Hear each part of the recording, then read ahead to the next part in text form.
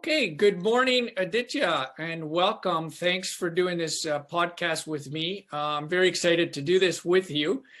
Good morning, Rick. Good morning. Yeah, if you could just give the viewers and listeners a little bit of a background about yourself. Sure. Yeah. First of all, thank you for having me. It's a pleasure to share my journey, with your audience. So, just a quick background. Basically, I'm originally from India, born and raised in India, moved to Canada in 2012 as a student. Like many immigrants, came with a lot of hopes in Canada, life in Canada, borrowed a lot of money. My family, my parents borrowed from their friends to send me here. So came with a lot of debts. So that's why I had no option. I have to work hard because it was like almost in the beginning, it was 50,000 debt I started with. Oh, wow. Yeah. Okay. So when you have that kind of, baggage, you always tend to look for opportunities to make a better living, at least pay off those debts. So that's how I started, came as a student, got a IT related job, after completing my education, probably struggling for 6 months. In that 6 months, did a lot of hard jobs, like cleaning dishes, cleaning the toilets, even working in factories and all those things. A lot of manual labor. So before we get into the journey, because I'd love to hear all about that. So currently, from what I understand, you're a realtor based out of Windsor. Yep. So you've been a realtor for how many years? Yeah, so I would call myself a real estate investor first, because that's what I started first. Like I started investing in 2017 and became a realtor in 2019. Okay, excellent. And did you land? When you came in, did you land in Windsor, or did you live somewhere else first? No, so I actually landed in Sarnia, and then I moved to Toronto, and then I moved to Windsor. Okay, excellent. Okay, perfect. So we can jump right in here. So again, you said that you did the manual hard labor first to kind of did what you had to do to kind of build yourself up. And so what made you decide at what point did you decide, okay, this real estate investing is fantastic. What got you into that? Yeah, so a short answer, financial pain, because in pretty much 2017, I was just able to pay off my debts, because it took me, like I mentioned, I came in 2012, right? And my studies were like till 2014, and I got my job in like end of 2014. And from there, I was paying off my debts. So it took me like 2 to 3 years, and then I'm just almost to finish paying off my debts. I know there is a big expense coming in for me, which is my sister's wedding. Back home, it's my responsibility to help my dad if he doesn't have money. So it's like, how I believe it's the same culture for you guys too. Like, we are close with the families. We always want to help our parents, cousins and all. So basically in this case, in my case, my sister wedding is coming. I know I need like a good amount of money, like 100 grand. So I'm like, I got to plan now. I got to do something to save up that much money, because that is planned 2 years from there, which is from 2016. It was planned in 2018, 19, somewhere around there. Now I'm like, my brain was always like, oh, I want to have this money. So I started trying different source of incomes. Like I tried driving Uber, I tried driving e-commerce, different sort of things. And then finally I landed on this book called Rich Dad Poor Dad. Oh, yes, by that's a classic book, Robert Kiyosaki, right? Yep. So that's how, and the book, in the whole book, what I grasped, because everyone grasps different things. Yes. For me, what I grasped was like, the rich people built assets, poor people spend money on liabilities. Right. That's what the concept I got. Like, and I have seen that personally, my dad and one of my uncle, exactly on the same boat. My dad was the poor dad my uncle was the rich dad. Oh, So they both, yeah, it was almost the same. I'm like, holy cow, this is exactly why my dad just stayed working, throughout his life. Whereas my uncle, he owns a lot of assets because he was always like being smart with his money. I'm yeah. like, So so you this you totally makes sense. resonated with Yeah. that, and you were able to relate to it. So let me just see if I got the timeline clear. So you moved here in 2012. Yep. You did manual labor, different things to build up, and Mhm. then at what point did you get the IT software job before Into the end of 2014. end of 2014? Okay, Yeah. okay, So and then pretty much it took me like 2 years from there, which is like 2016, almost, I think end of 2016. That's when I started trying different things. In 2016, I started doing these things, and that's when I landed on this book. okay, I believe it's in September 2016. That's when pretty much I read the book. And then like literally after completing that book yeah, in 2 days, because he talks about like assets or real estate. Real estate is the one of the biggest asset that many rich people, own. And then next step I did is like Google how to invest in real estate in Canada. perfect, yeah, okay, and just a quick question, because I'm doing some work in IT as well and whatnot. Mhm. And so what was your experience, or how was your experience in IT software? Like, were you, without getting too personal, were you Mhm. making decent Yeah, money? no. Was it, So I was making decent money. I was making 80,000 per year. oh, wow, Because software developer and in Windsor, it's a decent money. right, Because I had like again, I'm talking about when I quit the job, which is yes, I worked for the same company for 5 years, and it's for a good company. Like we used to work for Chrysler. We are a third party company. The yes, main the vendor is the Chrysler. got you, So the pay was pretty decent. But again, that being said, like, I have this 100,000 coming in, the expenses for my future.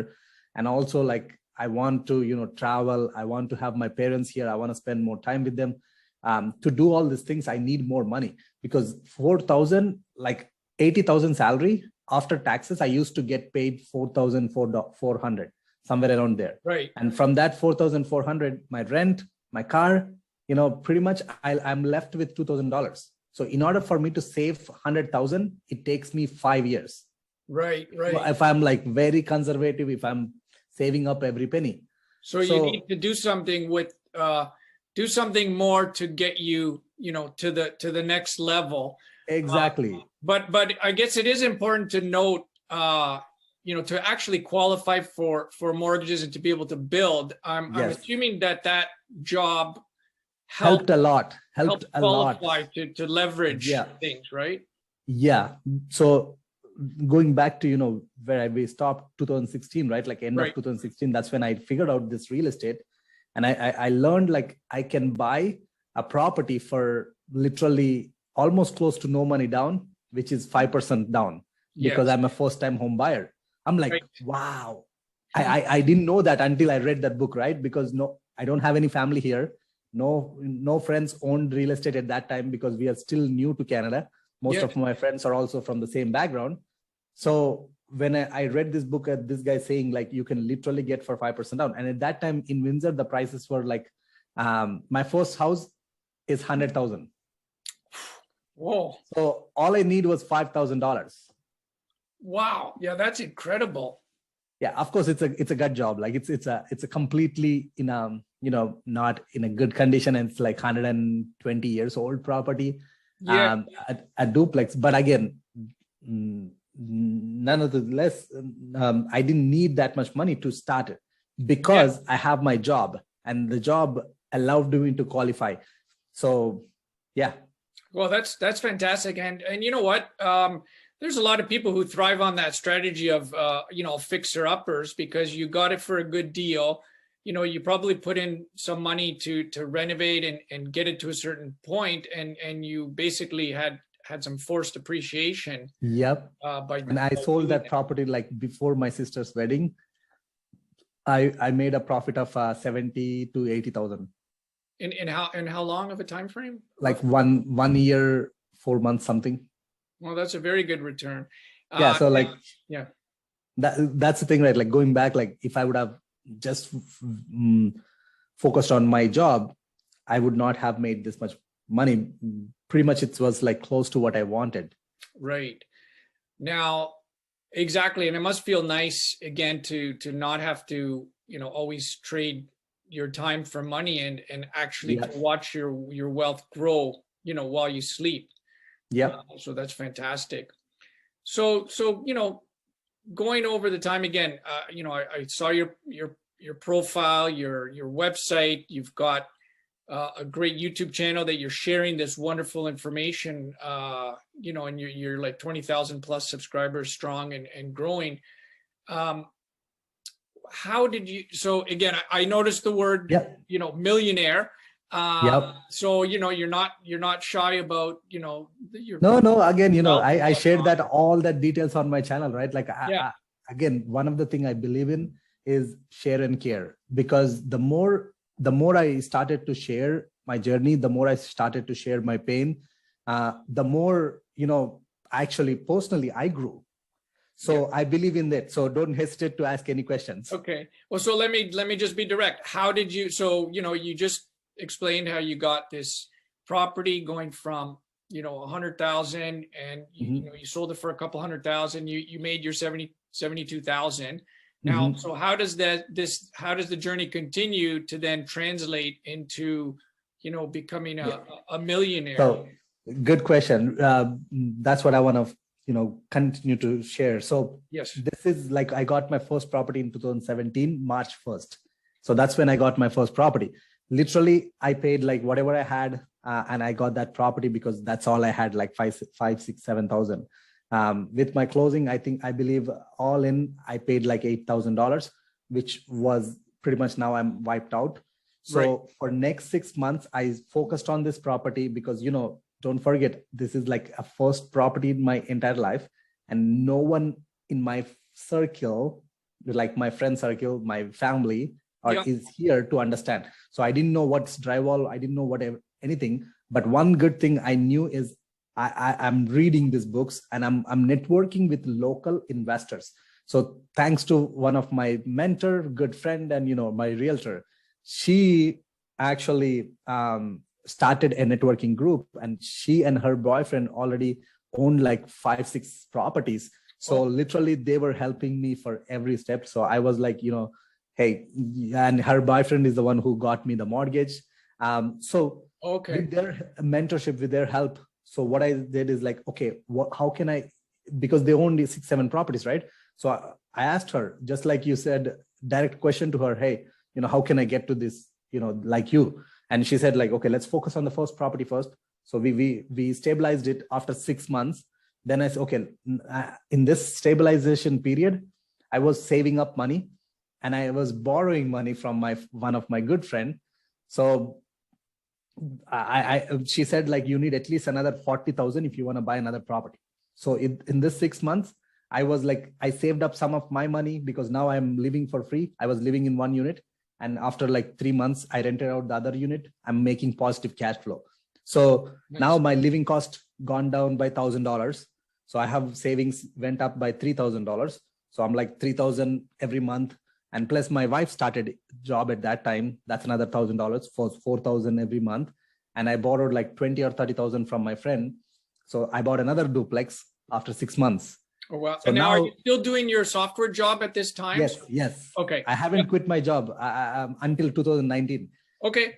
Yeah, carry on. Sorry. I got the second property, which was an amazing deal. I just refinanced that same second property. I bought it at that time for 160,000. I just refinanced for 620.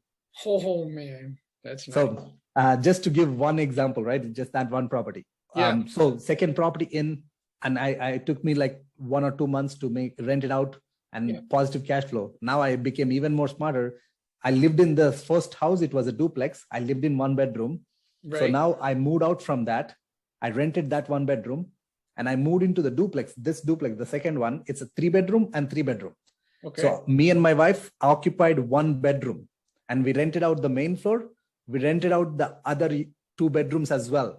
So I was making positive $1,000 when I'm living in this duplex. Wow. So what I was doing is like, I was trying to save every penny. I was like trying to find ways to increase my income. So with this, now the other duplex is making like $800 or $900 positive cash flow at that time. And this duplex is making now $1,000. So I'm already with 2 properties, almost $1,500 to $1,900 positive cash flow. Well, that's. So I'm like, this is insane. I want to continue to do. And I was talking to my friends, all the people I know. Hey, I'm doing this. I'm doing this. So one of my friend, he's like, he's from States and he owns a big business, but he's like my cousin's friend and we became good friends. So he's like, you know what? I'll give you some money. Show me what you can do. I'm like, wow. Fantastic. We got another property. So now I started buying with a partner's money. So he was the one who is giving all the money for renovations and purchase. And I was bringing the property. I was making sure the renovations are done. So we did 2 more deals in that 2017 and 18. Sorry, this is in 2018. I got my second duplex in 6 months after, which is in September 2017. And then in 2018, I got 2 more properties with this partner. Okay. So 2 properties, literally by end of 6 months, we bought almost 2 of them at around the same time. One after like 1 month gap in April 2018 and May.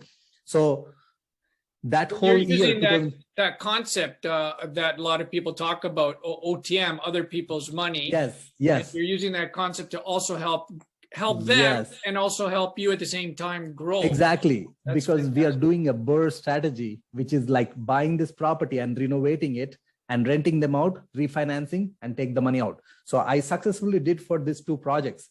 So literally by end of 2018, I gave my partner all his money back from those 2 properties. I'm like, so this is fantastic. I'm like, already jumping up and high. Oh, this is working. And then that's when the big hit happened, which is my sister's wedding in end of, not enough. Actually, I think it's in somewhere in April 2018, my sister wedding already like completed. So I'm already into 100,000 debt at that time. Yeah. So, but along with that, I started another new construction project. I went in because, now with things going well and I jumped too fast. I took a new construction project with another partner, with 2 partners. It's a huge project. I didn't know too many details. I didn't learn the new construction side. Right. And long story short, we failed badly and I got like a loss of 60,000-70,000. So now my sister wedding and this one, I'm almost like 170 or something ish debts. So I sold my first property, paid off some of the debts, and I still had like 100,000 debt left after selling the first property. So this is when like, oh my God, this is going well. I thought the real estate is going well. And all of a sudden now I'm back to 3 properties. 2 of them are with the partner. One is for myself, which I'm still living. I'm making positive $1,000 cash flow, but now I have this debt. How can I get out of this debt? I don't want to be in this debt. I want to buy assets because I was like, I was putting a goal, like every year I want to acquire 4 properties, 5 properties. I was putting this big, hairy goals because for me, that is a big goal, having 4 or 5 properties. Right. So your journey wasn't, vertical straight up.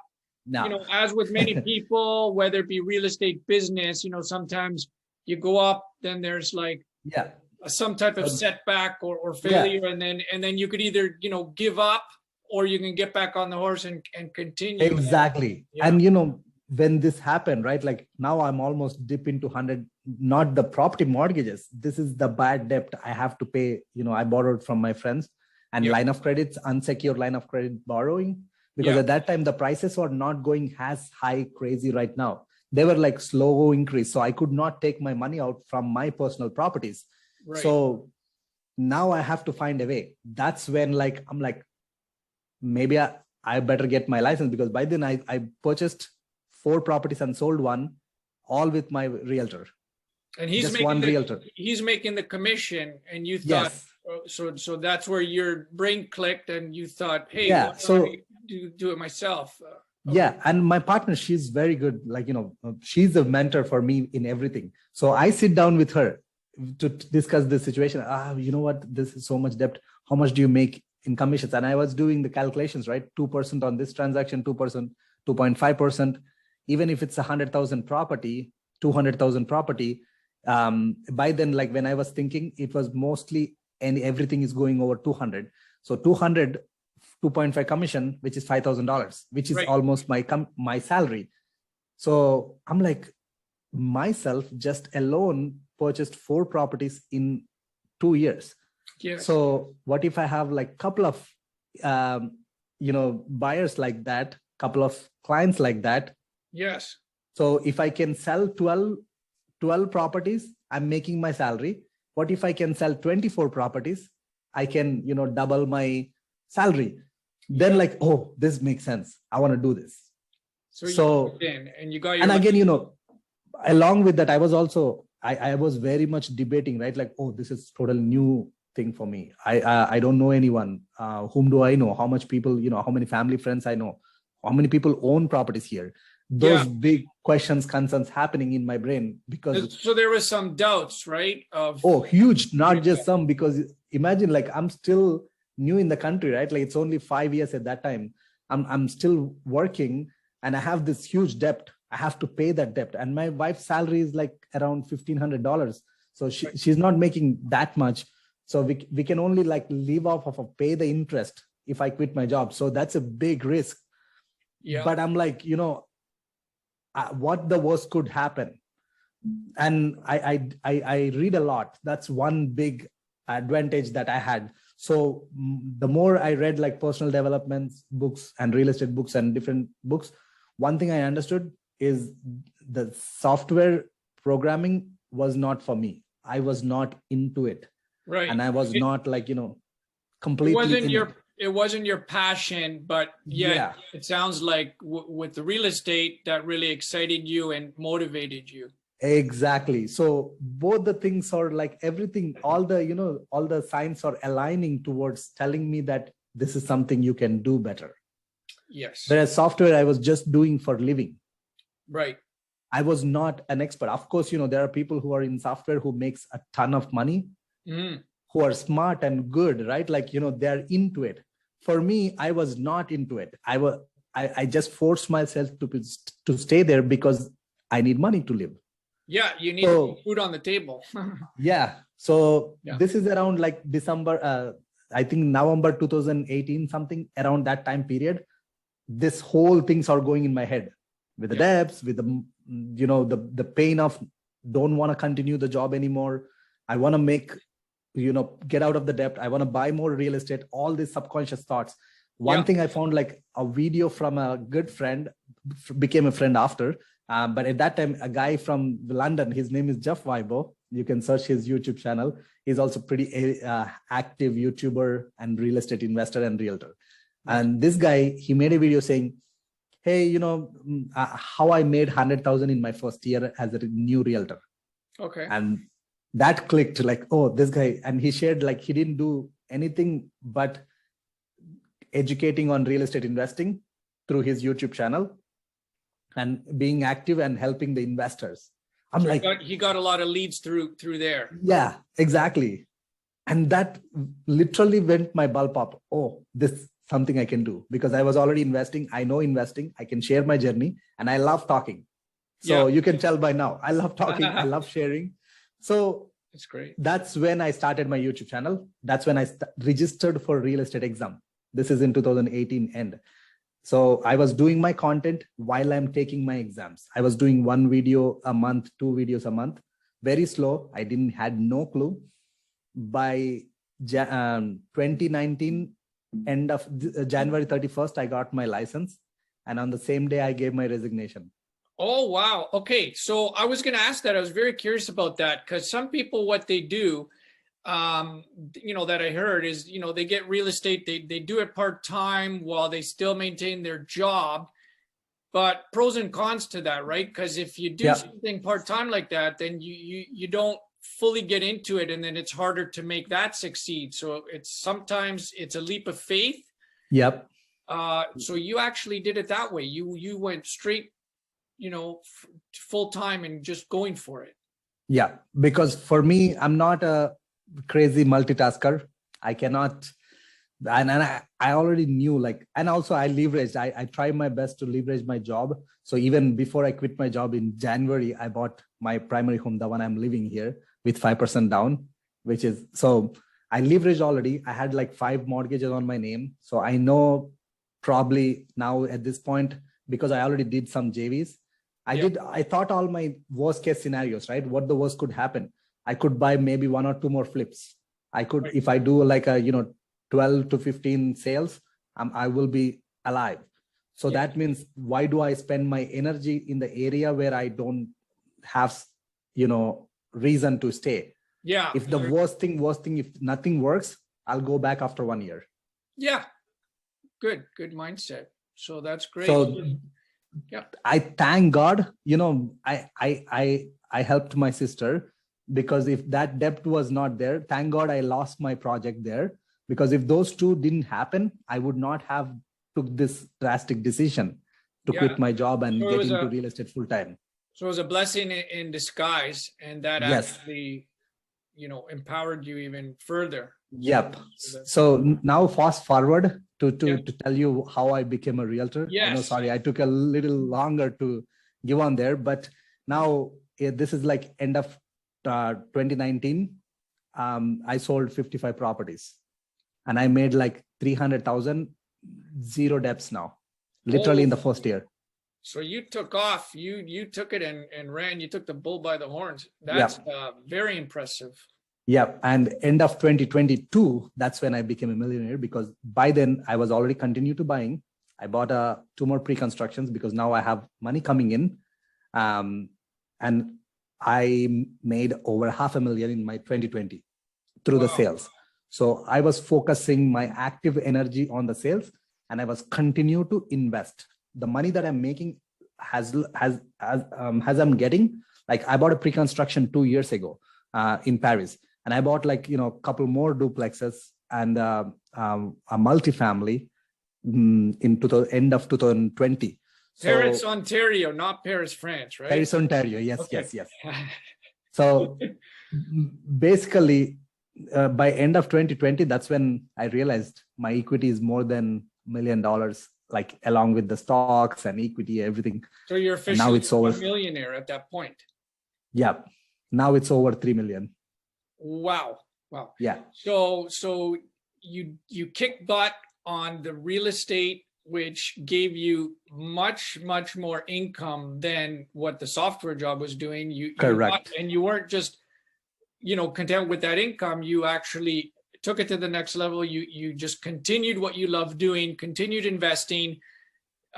So making money by selling, which was a passion because it's still real estate. And then also continuing to invest, making money while you sleep, using leverage. And then that's what propelled you and catapulted you into becoming, which now is a multimillionaire. Yeah. That is absolutely fantastic and should be a motivating story for, not only immigrants coming here, but just really anybody that, that lives here, that, wants that little bit extra in life. So that's fantastic. This has been great. Hoping to do, maybe some future podcasts with you. This is fantastic. If you could leave a few parting words for those out there maybe that are a little hesitant to take that leap of faith, maybe just a few final words of your mindset of what it takes to become a successful entrepreneur. Yep, I definitely have a couple of things that I can tell from my own personal experience. Number one is stop lying to yourself, because one thing, I have seen for myself, my dad, we always want so many things, but we never spend, we don't believe in it and we don't go for it. Right. So stop lying to yourself, pick up books, read if you believe in real estate, read about real estate, read about personal development. One of my favorite book, Rich Dad Poor Dad. Another one is like Magic of Thinking Big, Think and Grow Rich. Those are two like old classic books that really changed my way how we think about money. And also the mindset around finances and the mindset around your own life. Like, more other books I read like that talks about Ikigai. That's another book, like, which talks about how you can live a happy life, and longer life. So pick up books and read them, just not because you have to read, because those books can change your life. And also get yourself out from the network that is not helping you to grow in life, not helping you to become what you want to, not someone else, to become what you want to. So that's a big thing that I have changed, is like, I have all my friends who are from same background and all. I used to hang out with them. And since I started real estate, like I said, my mentor, my realtor, and my good friend, she started this networking group. It was like every 2 weeks we used to play cash flow game, and whenever they invite me for any games or anything, I was the first one to go, and I was the last one to leave the room. Even now, like any networking events. So integrate yourself into the group that can support you to grow, support you to help you to become better the way you want, instead of like bitching about what is your environment, because everything can be changed. You can change your circle. True. It's not that I like hard. That.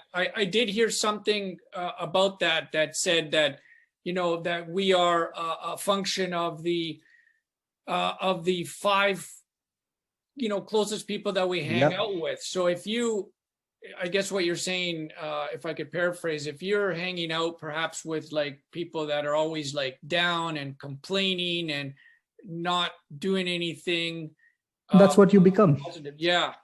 Okay. That makes sense. It could be anyone, right? It could be your spouse, your parents, anyone. Like, you'll love them, but try to spend less time with them and spend more time with people who push you up. Because if you're not happy, you won't spread that happiness around you. If you're always sad and depressed and all those things, you will spread the same thing to the world and to the people around you. Very true. So if you integrate yourself in with this right people, again, you got to try what is right, what is wrong. You don't know. So don't hesitate to try to go to the different events and try different things. Like if you don't know, for me, I realized, because I tried different things in the past. Like, I did like I mentioned earlier, I did the e-commerce, I did Uber driving, I did MLM, different things. Yes. Again, I found my passion after trying too many things in real estate and with the people. That's something, and with this content. So after trying different things, this worked out very well. And I'm seeing myself growing every day, and I'm seeing my financial situation changing. So when you find something that meets, where you find your purpose, and the passion, now you go do it even more. Exactly. Yeah. And you can't be afraid of failing, and that's just part of it. You learn from that. Yeah. That's a good point. Like, I'll end with this. Doesn't matter whatever you want to do, right? Like, you can do it if you think. If you think you cannot do it, you cannot do it. Just always think, what's the worst thing could happen if if you have to buy an investment property, or if you have to switch your career to real estate sales, or whichever the sales you want to do, whatever you want to do. If you do it, what the worst thing could happen? Yeah, exactly. That's fantastic. Well, again, I really appreciate this. I personally learned a lot from you. I'm sure that the viewers and listeners have as well. And again, I wish you continued success and happiness, and hoping that we can connect again in the near future. So thank you so much, Rick, for giving me an opportunity. So see you later. Hope that helped. Love to share this free information. Your only cost is a free subscribe and a free like. So if you would do me that kind favor, I greatly appreciate it, so I could bring more of this content to more people, helping you to build your wealth. Bye for now.